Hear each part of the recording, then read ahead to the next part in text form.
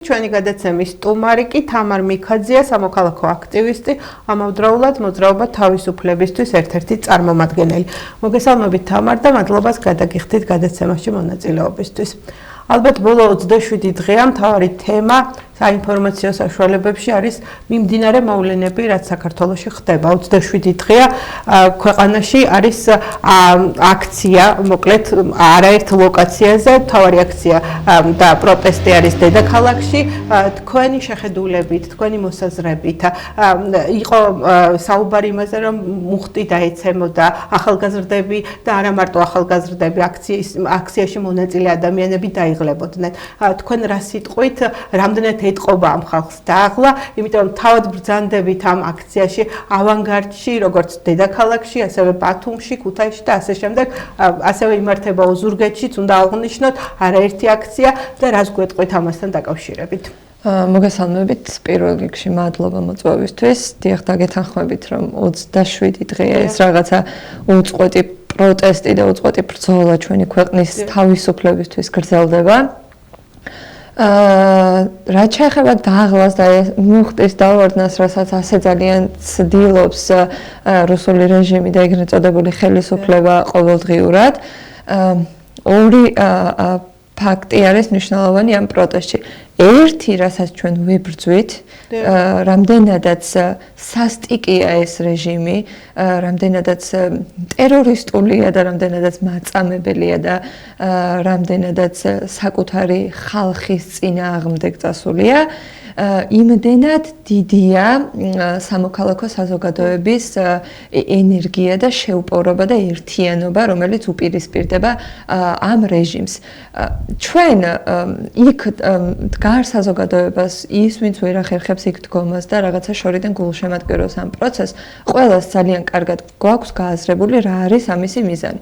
ჩვენ თითოეულმა ჩვენგანმა ძალიან კარგად იცის, რომ დღეს არ წყდება რაღაც ქვეყნის ევროპული მომავალი, იქნება ეს რუსული მომავალი თუ ასე შემდეგ, აქ წყდება ქვეყნის არსებობა, არ არსებობა, წყდება ქვეყნის სუვერენიტეტი, გვექნება თუ არა სახელმწიფო საერთოდ და შესაბამისად, როდესაც ეს დევს სასწორზე და როდესაც ჩვენი თანამებრძოლები არიან რუსული რეჟიმის ტყვეობაში, ეს სასტიკად ნაწამები ხალხი, რომლებიც კიდევ ციხეში გამოკეტეს აბსურდული ბრალდებებით და 7-დან 9 წლამდე პატიმრობა ემუქრება, აი ეს ყველაფერი ერთად არც ერთ ჩვენგანს არ აძლევს იმის საშუალებას, რომ მოვდუნდეთ, დავნებდეთ, დავიღალოთ და რაც ხდება რუსთაველზე და არა მხოლოდ რუსთაველზე, იმიტომ რომ თქვენ ახსენეთ, რომ ეს პროტესტი დეცენტრალიზებულია და გავრცელებულია თითქმის ყველა ქალაქში, ისეთ ქალაქებში ვნახეთ პროტესტი, სადაც საერთოდ ისტორიულად არ გვახსოვს ეს.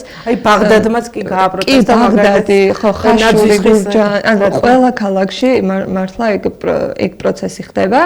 ეს ნიშნავს იმას, რომ არა მხოლოდ რაღაცა იქ თბილისის მოსახლეობა, მთლიანად ქვეყნის მოსახლეობა დგას ფეხზე, ეს პროტესტი არის ურყევი, ჩვენ ძალიან მუდმივად ყოველდღიურად, აი რომ გონია რომ მეც მქონია ეგ შეგრძნება, რომ რუსთაველზე რომ მივდიოდი, რომ ყოველთვის რაღაცნაირად დასაწყისში იმ განცდით მივდიოდი, რომ ნეტა დღესაც თუ იქნება ხალხი და მოლოდინები ხო? აი რესპუბლიკიდან რომ ჩაუყვებოდი ხოლმე და ოპერასთან რო ვიყავ, უკან რომ მოვიხედავდი, უკვე სავსე იყო.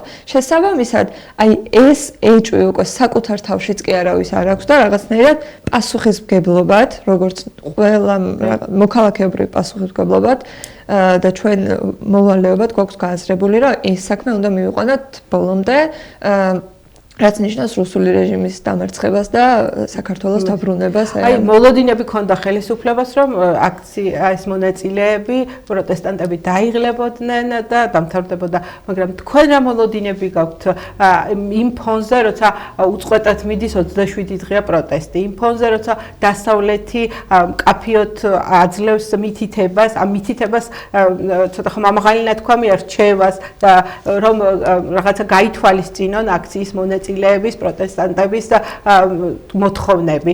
თქვენ რა მოლოდინები გაქვთ, რამდენად გაითვალისწინებს ხელისუფლება და რას იზამს?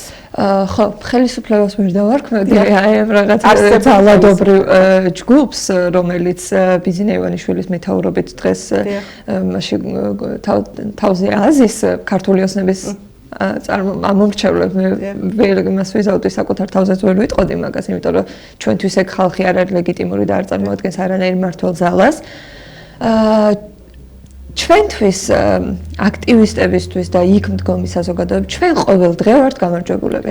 ანუ ჩვენ ყოველ დღე პატარ-პატარა ნაბიჯებით ვუახლოვდებით გამარჯვებას. დღემდე მივაღწიეთ რას? მივაღწიეთ იმას და ფაქტი არის ეს, რაც არ უნდა სრული ამ სიტყვის მნიშვნელობით იბოდიალოს, ეს ხო რაღაცა ვერტიკალური მმართველობა არის და ხო თავისი აზრი არავის არ გააჩნია, იქ რაღაცა ვიღაცა რაღაცას ეტყვის, მე ეს ჩამოდის ცოტა ქვედა ეშელონში, მე ეს და შემდეგ ეს წვრილფეხა ინებათ ადგილობრივი თუ ასე შემდეგ, ნუ ეს პროპაგანდა ვრცელდება, რაც მაგალითად ნახეთ ეუთა ოდირის დასკვნაზე, რომელიც იყო ისტორიულად, ანუ ეგეთი დასკვნა ეუთა ოდირს ფაქტობრივად არასდროს არ ქონია. ფაქტობრივად არ ქონია, არ დაუტოვა გასათანი ქართულ ოცნებას და რაღაცა იქ ძალიან კარგი იყო, რა ქვია, ვიზუალური. შუალედურ დასკვნაზე გვახსოვს მაგალითად ქარდები, როცა ხელისუფლება აზიარებდა დასკვნის დადებით ნაწილებს, მაგრამ ახლა კი, აი რა ვიცით, ფერებითაც არის ვიღაცას ქონდა გაკეთებული, ძალიან ესეთ ვიზუალურად თვალსაჩინო, რა წითელი და ყვითელი, ანუ ყველაფერი უარყოფითი წერია ამ დასკვნაში. შესაბამისად, რისი თქმა მსურდა. მათ არ აღიარებს ცივილიზებული სამყარო. მათ აღიარებს მხოლოდ რუსეთი, ვენესუელა, რაღაცა მხოლოდ აი ამ იმ სახელმწიფოებმა მიულო საქართველოს ნებას გამარჯვება, რომელიც არა მარტო არ აღიარებს, ყავს დასაქცირებული. კი ბატონო, ხო, აი თავიდან მოვუყვები, რას მივახცეთ. არ აღიარებს ცივილიზებული სამყარო, არჩევნები მოპარული, არჩევნები გაყალბებულია, ყველაზე ესეთი დიდი სადამკვირვებლო მისიები, რომლებიც აკვირდებოდა ამ არჩევნებს, იმათაც ცალსახად დადეს დასკვნა, რომ ეს არჩევნები არ ჩატარებულა, ეს არჩევნები არ არის ასე ვთქვათ შესაბამისობაში იმ სტანდარტებთან, რომლებსაც უნდა აკმაყოფილებდეს დემოკრატიული ქვეყნის არჩევნები. გარდა ამისა, დასანქცირებული ყავს შინაგან საქმეთა მინისტრი, მოსამართლეები, ხარება, რომელიც რა ვიცი, ანუ ახლა კი წარადგინეს ღირსების ორდენზე, მაგრამ ვინც ნაციონალების დროსაც ვინც იყო ამ ბოროტების სათავე, ზუსტად ის ხალხი იყავთ ახლა აი ამ ბოროტების შემოქმედად და ეს ძალიან მარტივი დასანახია. მაგნიცკის სიაში არის შეყვანილი, რომელიც არის მართლა კეთრი, ანუ მოუშორებელი მთელი ცხოვრების მანძილზე, ანუ რაზე არის საუბარი საერთოდ, როდესაც ამარდენი მოსამართლეები, ჩინოვნიკები, გადაწყვეტილების მიღები მინისტრები ყავს დასანქცირებული, არჩევნებს არ აღიარებს საერთაშორისო საზოგადოება, ჩვენი პარტნიორები, თანამეგობრობა და ამის პარალელურად ქვეყანაში მიმდინარეობს 27 დღიანი უწყვეტი ჯიუტი პროცესი, დეცენტრალიზებული ყველა ქალაქში, რა ვიცი, მე მგონი სოფლებიც გამოვიდნენ გარეთ და ანუ მე ეგეთი დამოკიდებულება მაქვს ამ საკითხის მიმართ, რა არ ვიცი, ანუ რა იქნება აქედან ერთ კვირაში, თუმცა ვიცი ზუსტად დანამდვილებით, ანუ ეს პროცესი რამდენხანს გაგრძელდება, რისი გაკეთება მოგვიწევს, რამდენხანს დგომა მოგვიწევს, რამდენხანს გათენება, ცემა, დაპატიმრება, ამისი ატანა თუ რაც უნდა მოგვიწევს. მე ვერ გეტყვით იმას და მაგ პროგნოზს ვერ გავაკეთებ, ეს რამდენხან შეიძლება გაგრძელდეს, რა სცენარით შეიძლება განვითარდეს, თუმცა რაც დანამდვილებით ვიცი ის, რომ არის ის, რომ ჩვენ არ დავრჩებით, ფიზიკურად ვერ ვიცხოვრობთ, იმიტომ რომ პატარა ქვეყანა ვარ და ისტორიულად სულ ვიღაცა გვებრძოდა და ყოველთვის რომ გადაშალო ეს საქართველოს ისტორია, ნებისმიერ მომენტში მაგ მოცემულობის წინაშე ვიდექით და ყოველთვის გადავრჩით. ამდენი ორი საუკუნეა ვებრძვით რუსეთს და ჩვენი გარუსება ვერ მოხდა. დავამარცხეთ საბჭოთა კავშირი, რომლის ასე ვთქვათ, კუდის მოქნევას ვამარცხებთ ახლა და რაც ზუსტად ვიცი არის ის, რომ ქართული ხალხი არის შეუპოვარი, არის მებრძოლი და ამ ბრძოლას მიიყვანს ბოლომდე ნებისმიერი რაღაცა მის ხარჯზე იქნება ეს ჩვენი ტერორი, ცემატყეპა და ლეწოთვას შემდეგ ხო ქართული ხალხი ნამდვილად მიიყვანს ბრძოლას ბოლომდე. ამ ბრძოლაში პრეზიდენტის როლზეც აუცილებლად მაინტერესებს შენი აზრი, რამდენად მნიშვნელოვანია მისი პოზიცია, მისი დგომა ქართულ ხალხთან. პრეზიდენტი არის ერთადერთი ლეგიტიმური ორგანო, რომელიც და პერსონა, რომელიც დღესდღეობით ჩვენ ქვეყანაში გვყავს. პრეზიდენტი არის ჩვენი მთავარსარდალი, უნიშნელოვანესი როლი აქვს მას საერთაშორისო საზოგადოებაში, რაღაცა თუ დავაკვირდებით ბოლო დროს მასაც ქონდა რაღაც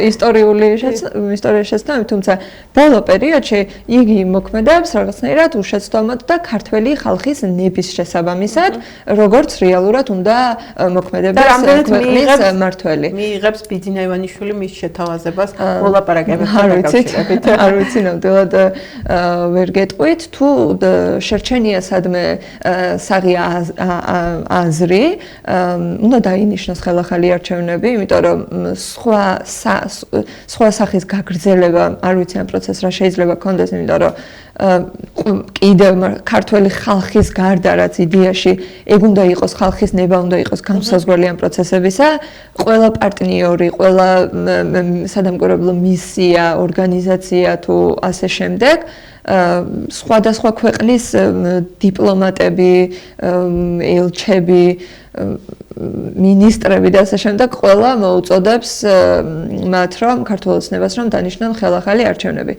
ხო, ეგ არის მოცემულობა, თუ მინიმუმ რა ვიცი, თუ საკუთარი